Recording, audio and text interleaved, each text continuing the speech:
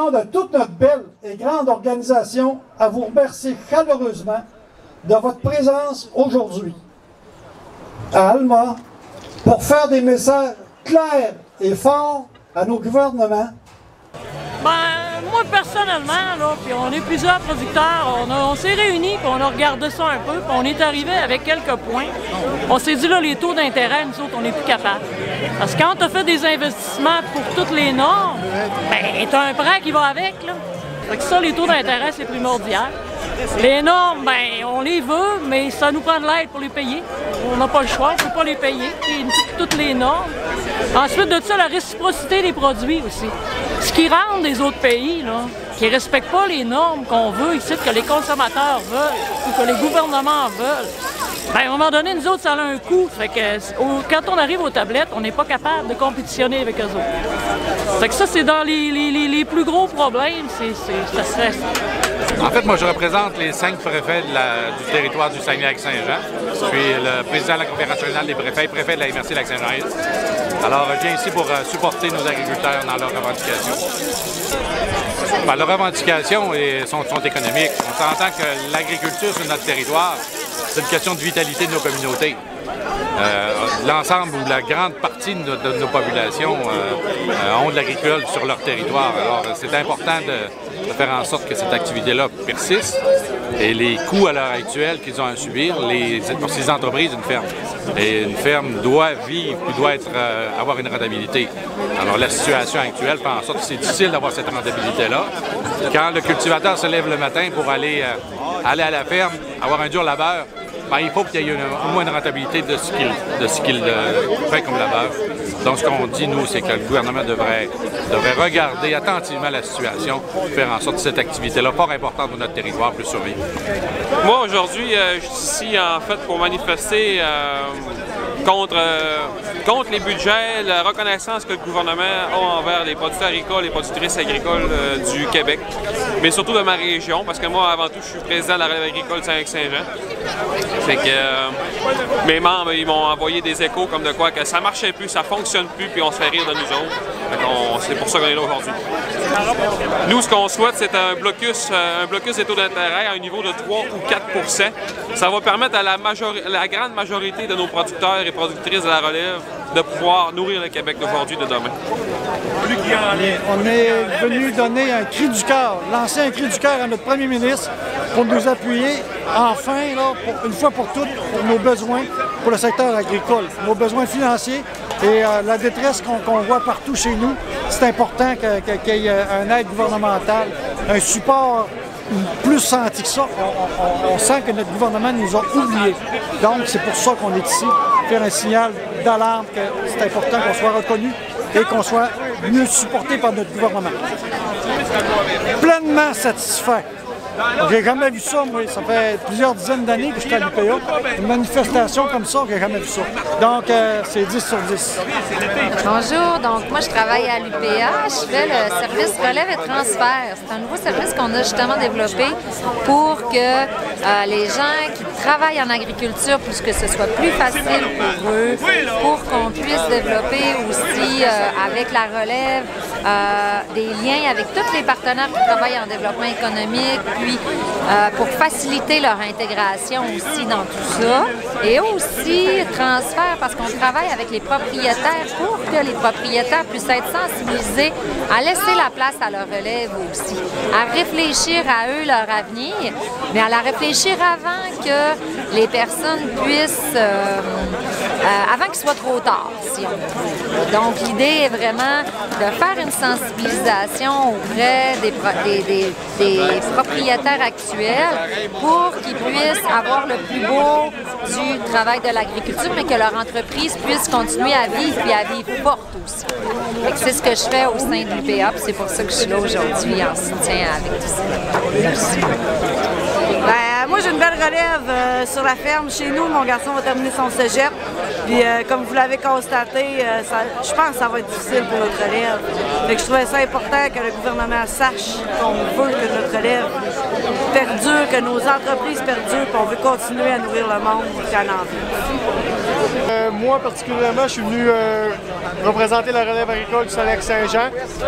On est ici pour faire des représentations auprès du gouvernement pour améliorer notre sort.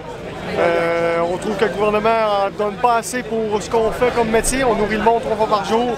Fait qu'on aimerait avoir des subventions, des allègements fiscaux, des allègements au niveau aussi de la paperasse, etc. Fait qu'on est ici pour faire nos représentations et faire entendre notre voix. Merci beaucoup. Merci Mario. Bonjour tout le monde. Je suis moi-même extrêmement impressionnée. Je suis impressionnée de cette mobilisation. C'est incroyable. Je sens que vous avez un message à porter et je pense que vous allez réussir parce que cette mobilisation-là, elle est unique et elle se passe chez nous, à Alma. Je vais vous souhaiter la plus chaleureuse et cordiale des bienvenues. En plein cœur de la région, j'ai rencontré plein d'agriculteurs, je dis bien agricultrices qui proviennent de partout, de tous les 4 coins de la région. Vous êtes le pilier de notre économie, mais vous êtes aussi le pilier pour nourrir nos familles. Et nourrir notre région, et j'irai même plus loin, nourrir le Québec. Est-ce qu'en 2024, on est en droit d'espérer, nous, les productrices et producteurs, d'en vivre enfin dignement?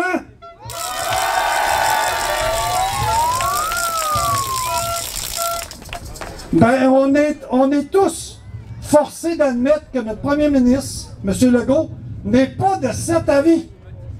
Ça fait 2 ans qu'on lui fait le message. Ça fait 2 ans qu'il ne démontre aucune considération envers nous. Êtes-vous écœurés de ça?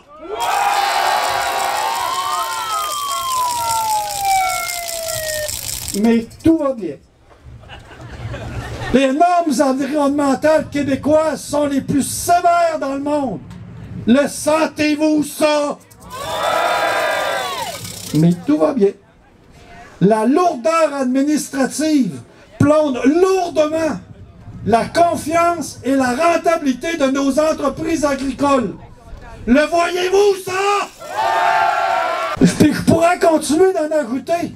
Je peux sans hésiter crier haut et fort que l'avenir de nos entreprises agricoles est plus que jamais fragilisé.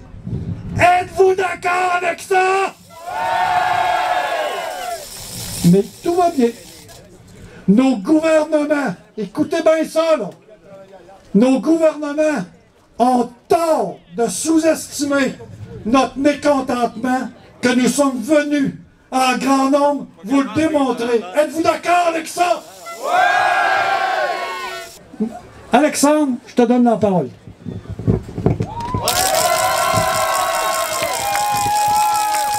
Salut tout le monde. Ça va bien? Non, ça va pas bien, tabarouette.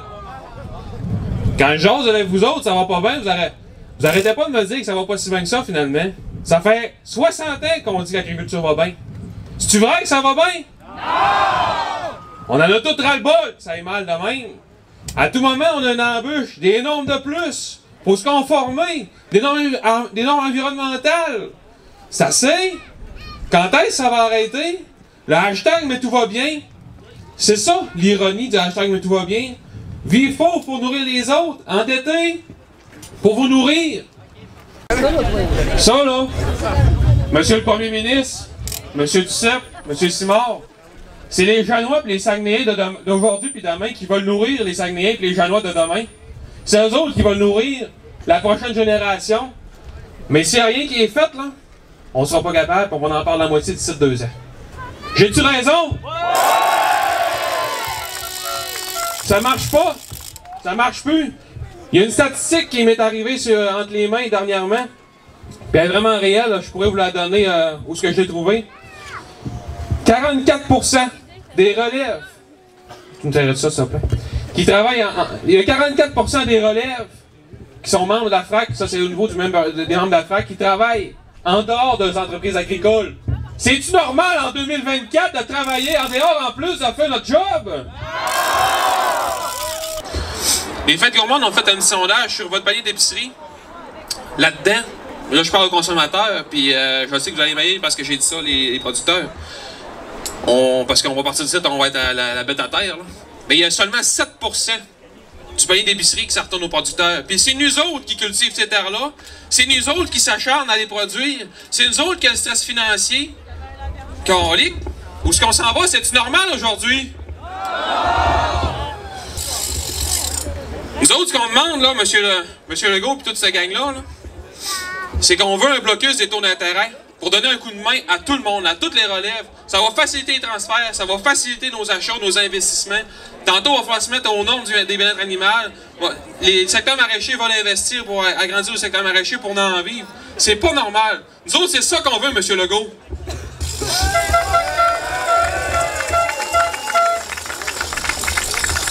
Elisabeth, j'aimerais ça que tu nous dises un petit mot sur ce que tu ressens.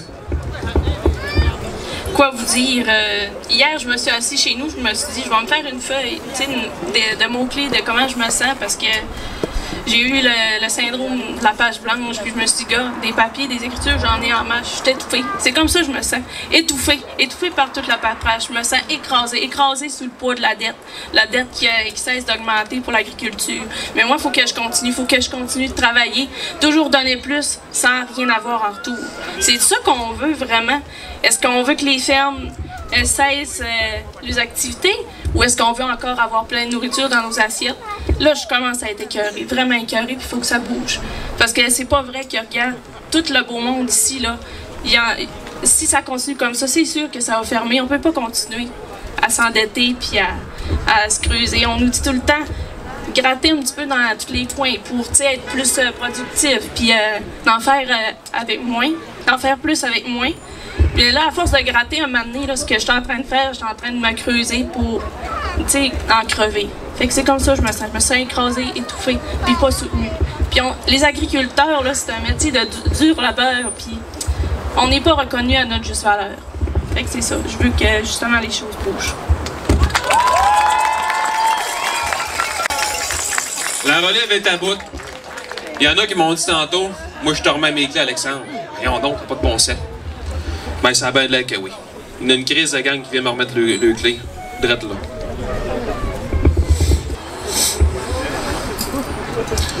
Ça, là, la financière, là, on vous remet nos clés. On n'est plus capable de payer. Il va falloir qu'il y ait des changements qui se fassent. C'est ce que j'avais à dire aujourd'hui. Puis on se tassait, ils passaient même pas. Puis ils nous faisaient le signe, oui. Ils sortaient de leurs mains. Parce que vous savez que tous les individus sur Terre sont aussi dépendants que l'agriculteur de l'agriculture. Merci. On est ici là, pour vous rappeler, gang, là, que d'ici 2030, ils disent que 20% de la relève, 20% des fermes n'auront pas de relève. Ils n'auront pas de relève parce qu'il n'y a pas d'argent pour être là. Puis il n'y a aucune, même s'ils sont passionnés, il n'y a aucun avantage d'être présent. 20% de moins d'agriculteurs. C'est-tu normal? Non! Alors, ce qu'on peut vous dire, c'est qu'on appuie votre situation. On comprend. On sait que pour la relève agricole, c'est pas facile. Maintenant, ce qu'on demande au gouvernement, c'est de vous écouter et de trouver le moyen de faire en sorte que vos activités soient rentables. On en a besoin pour notre région, on en a besoin pour le Québec, on en a besoin pour le pays. Alors merci, puis continuez, on a besoin de vous. Merci Mario. Hey, c'est beau de vous voir. C'est beau de vous voir. Aujourd'hui, là, il y a un signal qui se passe en région.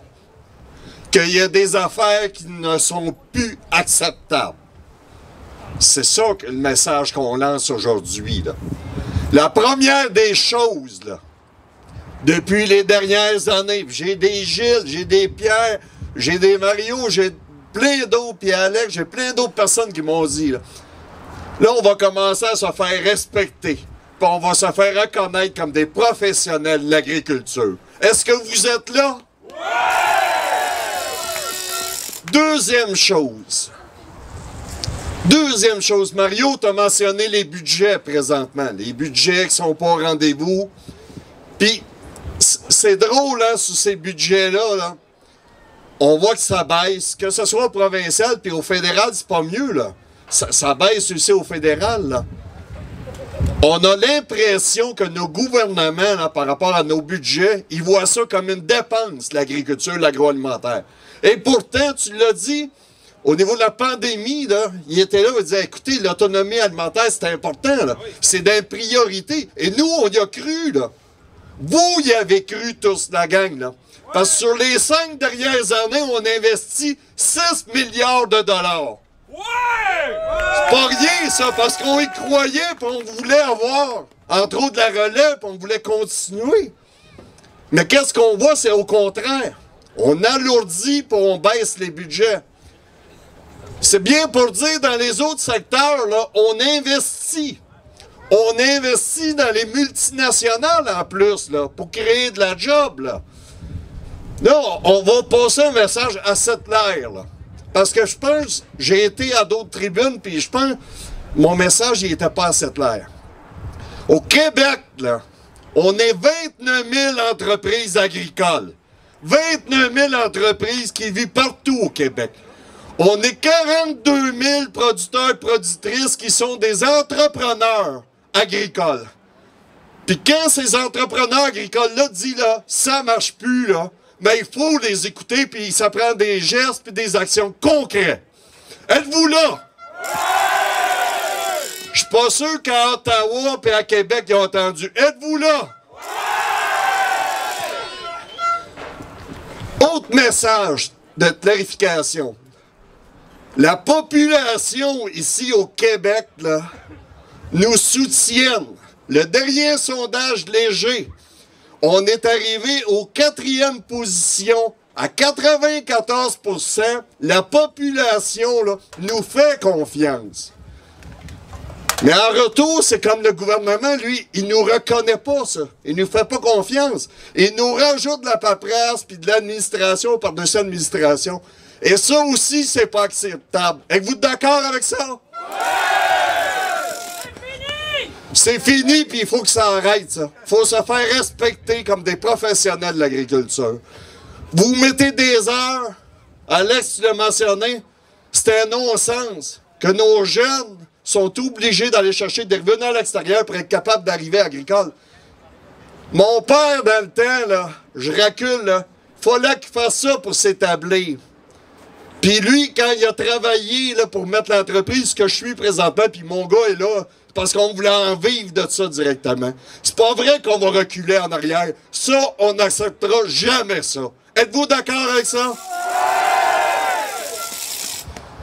Le signal est clair. Le signal est clair qu'il faut augmenter les budgets. Il faut actualiser les programmes. La relève, ça fait plus de 12 ans que ces programmes-là ne sont pas actualisés. Puis là, on ne vient pas juste de demander ça, ça fait des années qu'on demande ça, entre autres. Puis l'autre aspect, bien, les budgets ne suivent pas. C'est sûr que ça a des impacts directement sur nos entreprises. Puis qu'est-ce qui arrive, comme Mario l'a dit? L'endettement, là. Nous, on y a cru, on investit le 6 milliards ces 5 dernières années, mais là, on est pris avec cet endettement-là. Et c'est pour ça, la demande, là, c'est un soutien pour plafonner les taux d'intérêt, là. Parce qu'on sait, nous autres, en agriculture, là, quand on fait des prêts, c'est pas sur 3 ans, 4 ans, 5 ans, c'est 20 ans qu'on fait. Parce que nous autres, on y croit, puis on est fiers de nourrir notre monde. Mais là, présentement, on a besoin d'un coup de pouce, puis on a besoin d'un coup de pouce de notre gouvernement qui nous fasse confiance, comme la population du Québec puis du Saguenay-Lac-Saint-Jean nous fait confiance. Ça prend un geste concret des gouvernements pour nous soutenir, pour maintenir nos entreprises agricoles. Puis un autre message clair, là, on ne laissera pas tomber personne là, de nos producteurs, productrices agricoles ici, puis de nos jeunes. Là. Puis ça, le signal que vous lancez aujourd'hui avec les tracteurs, puis d'être là, c'est que là, on vient de mettre un pied à terre et dit non, regarde, là, ça ne marchera plus. Là, il faut s'asseoir, puis il faut avoir des montants, puis un soutien concrètement. En terminant, En terminant, rapidement, je fais juste vous dire, aujourd'hui, là, puis comme je l'ai fait ailleurs, là, puis ça va continuer la mobilisation, là, puis on lâchera pas, là. Le message que Mario, qu'Alex a emmené, là, puis que les autres jeunes ont emmené, on va le porter, puis on va continuer à le porter. Mais on a besoin de serrer les coudes, tout le monde ensemble. Puis ça, je le sais, là, ça fait 100 ans que l'UPA est en place, là. Puis il y a tout le temps eu une solidarité. Parce qu'on a décidé de s'unir pour agir. Mais plus que jamais aujourd'hui, je le vois, là, on est unis pour agir. Merci, puis on lâche pas.